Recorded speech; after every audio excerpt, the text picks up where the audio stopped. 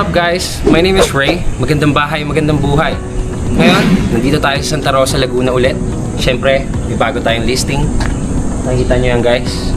This is a modern contemporary house. Check out natin guys. Here, 2 carport natin, garahe. Then here's the main gate. Pagpasok natin, makikita mo yung garden. Or pwede ka maglagay ng lanay dyan, designan mo for garden. Pakita mo yung garage. Dalawang kotse, may motor na pa. Bali, aside from the entrance sa harap, meron tayong entrance dito sa likod. This is going to your dirty kitchen and the entrance door going to the inside house. Punta tayo sa kabila. So, dito naman tayo sa main door natin, main entrance natin. Saan lang muna natin. Yeah. Upon entering the main entrance or the main door, you will be welcomed by the living room, your living room. Siya ngayon, medyo makalat pa siya. Pero of course, upon moving in or turnover of the property, lilinisin, we'll make sure that this property is cleaned and okay lahat. So makita niyo dito guys, the kitchen, tiles na yung ano nila, yung preparation table. Preparation table ba tawag? Comment niyo lang guys kung mali ako. Preparation table, and of course, meron na tayong built-in na lutuan dito. Meron tayong isang room, which is pwede natin for guest room, for maid's room, alam mo yun. Then CR dito.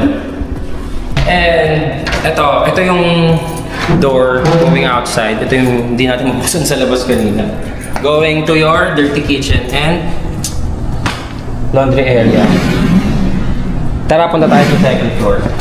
Sa first floor, meron pala din tayong parang office, room, another room. Bali dito sa baba, sa first floor, we have 2 bedrooms, 2 rooms for, alam mo, pwede nating guest room, pwede nating maid's room or office.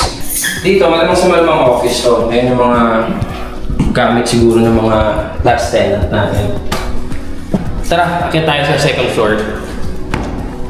Bali in total, the floor area of this house is, if I'm not mistaken, around 215 square meters. 215 square meters. Dito naman sa second floor, meron tayong 3 bedrooms. 3 bedrooms. Here's the first one. Punta muna tayo dito. And I think this is the master's bedroom. We have an access to the balcony. And of course, sariling bathroom dito sa master's bedroom. Doon tayo sa kabila. Yeah. Wala siyang sariling CR, pero may access siya sa bathroom, sa balcony, which is yung balcony rin ng master's bedroom. And then, this is the third bedroom. Yeah. Ang ganda na pasok ng ilaw. Ganda ng window. And of course, may balcony rin to. Third room natin sa second floor. So, ate. And then, this is the CR, yung second floor.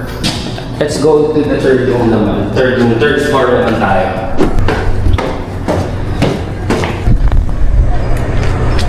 So, dito sa third floor, kaya makikita mo yung napakalaking roof deck natin. Pwede na dito yung sampayan, pwede dito yung dito kayo maglaba.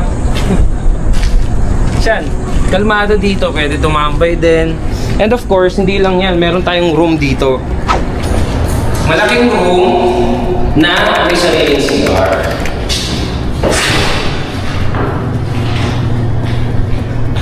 Malaking room. Bali ang room natin, dito sa third floor, we have 1 na may sariling bathroom. Sa second floor, we have 3 rooms. Tapos yung isa may sariling bathroom. Tapos may common CR din doon sa second floor. And then the first floor, we have 2 rooms.